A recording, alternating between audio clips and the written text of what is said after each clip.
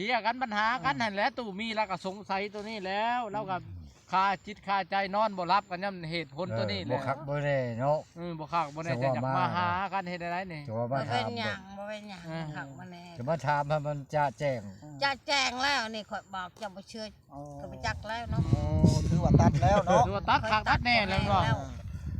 อืม พระเจ้าบ่เชื่อก็บ่จักน้ำเสียวเจ้าเด้อเรื่องของเจ้าบัดนี้ก็ตัดเจ้า จะตัดเราคักเลย คักแล้วเนาะจนเว้าเรียบร้อยแล้ว ว่าคักตัดคักเลยมีจิตประมาใช้ บ่จักแล้วลาวเนาะคอยหันแล้วเลยได้ ยันแต่เราบ่แล้วแม่นบ่ แม่นบ่แล้วก็เรื่องของลาวแล้วยังมาก็มาแล้ว เอ้าคืออันได้เห็นในคลิปเจ้าลาว่าลาบ่ยอมปะลาบ่ยอมหย่าเห็นได้บัดนี่ ให้เรามาเว้ากับข่อยแล้ว โอ้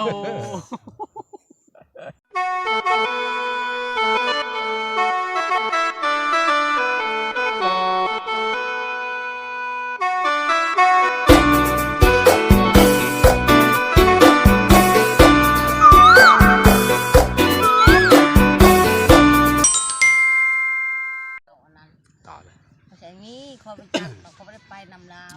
เป็นได้โตมาเห็นผู้ชาวแล้วอึ้งแล้วบ่เนี่ยเต็มใจ ดีใจ อิ่ม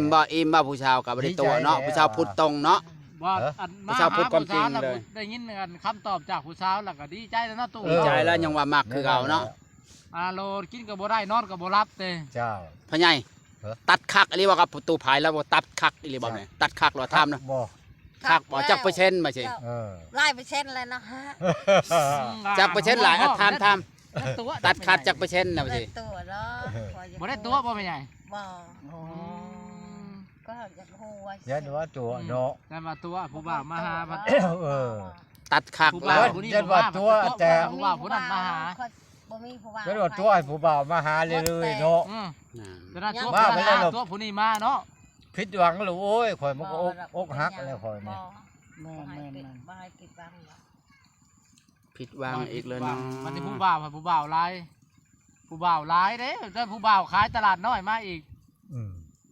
ผู้บ่าวขายตลาดน้อยก็มามักบาทนี่ หลายผู้บ่าวเรา มักก็คอยบ่ได้มัก ผู้บ่าวขายตลาดน้อยก็มัน เป็นได้บ่เห็นว่าข่าวแต่ขายตลาดนะเห็นยังไง เป็นคุมือวันนี้ก็มาขายแล้วก็ บ่ เพราะว่าเราไม่ได้ทัก หาเจ้าอยู่บ่ คุมือ เราไม่ได้ถามจะว่าเราไม่ได้ถามว่า ผู้บ่าวนี่แม่ ถา หาม คุ คุ มือ มือแล้วว่ะ ทำไม่ได้ ว่าเอาพัวแล้วว่ะคุมือละอย่าง แสดงเราก็ยังมักเจ้าแม่นบ่ เออ มักละคอยบ่ได้มักแล้ว โอ้ ก็บ่แน่นอนเด้อคันแบบนี้เนาะ ตู้มีทำใจเด้อตู้เด้อ บันเงินเขาปอนใช้มือไปอำลำซะ แล้วประเทศเห็นมดได้ เห็น เฮา ยัง นั่งเฮาเว้านี่เราเห็นมดในโทรศัพท์เรา แสดงว่าเรานี่มักเจ้าแฮงอันนี้นำเบิ่งอยู่ผู้ใดลงคลิปเราก็นำไปเบิ่งอยู่ แล้วว่าเห็นมดเจ้าหันแล้วว่ะเห็นมดแล้วว่ะคนสิอ้วนๆนะไปขายนะละเอิญมื้อเช้านี่ก็ละเอิญ ฮะบ่ดูฮะผู้บ่าวเอิ้นแหละเช้านี่ก็ผู้บ่าวเอิ้นใส่แล้วตู้ ฟังหัว เสน่ห์แหงเลยเนาะเราต้องมีเสน่ห์เลยได้ผู้บ่าว ฟังกว่าตู้อ่ะ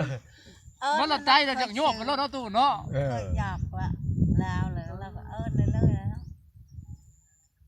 เอิญก็เป็นยังเนาะไม่ได้มักกันเนาะนี่จะละขายเครื่องตลอด ขายเครื่องตลอด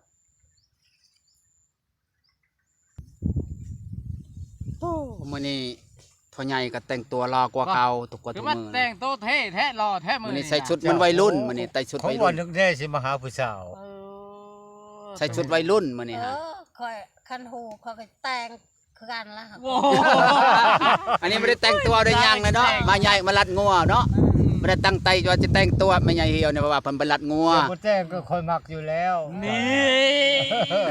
จ้าถูกก็ได้ผัววัน เอ นี้ อ ลาเลย คนเดียวเห็นเจ้าโอ้ยไม่ใช่ว่าภูมิใจดีใจ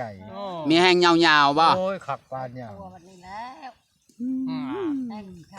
คันบ่เห็นหน้าเจ้าก็เงาอยู่คนนะ แม่นี่บอก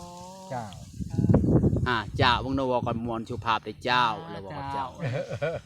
บ่สุ มั ภาน พ เว้าก็อัน คนมักคนนี่ว่ามวน เจ้าจักเถื่อเด้ บ่เคยเลยเนาะ บอก บ่เคยเว้าเจ้าน้ำลายจักเถื่อบ่ตู้พายแม่ บอกเลยว่า บ่แม่ใหญ่เหี่ยว เขาจะถามเจ้าอันนั้นมื้อนั้นเรามาเว้าในใดนำอันตู้พายนะเว้าให้ผู้บ่าวฟังแหน่นะ อ่า ผู้บ่าวก็ ก็ จะ เว้า พูด มันจะแจ้งเนาะ มันจะแจ้ง เรา อะไรได้ มา นี่นะ สิเจ้าอ่ะมักเจ้าอ่ะก็ว่าเอ้ามักยังจะมีผู้บ่าวหรือว่ามีแล้ว เออ อ้าวมีผู้บ่าวก็บอกคอยเนาะว่า เอาแล้วว่าใช่ป่ะ มีผู้บ่าวก็บอกคอยแล้วว่า แล้วจะว่าจังไดบัดนั้น คอยว่าอ้าวไผสิบอกว่าเลิกกันแล้วเนาะหย่ากันแล้ว อ่า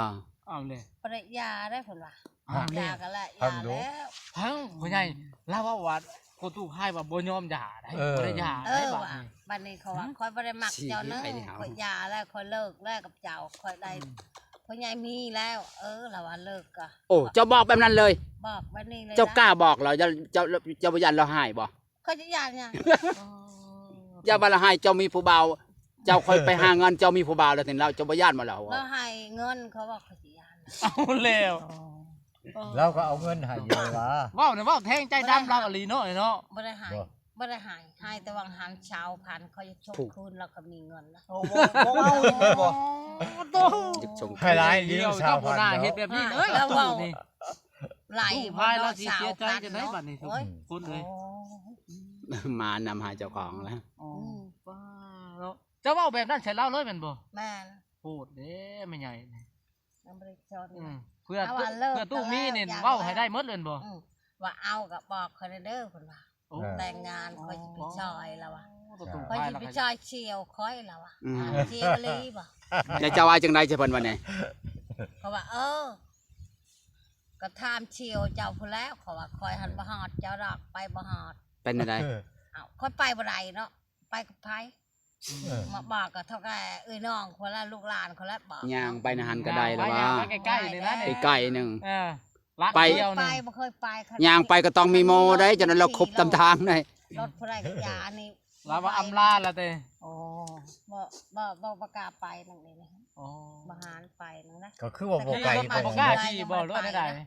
กาหมดขี่หันไปยังบ่กล้า อืม เอาบ่ได้ บ่ ไป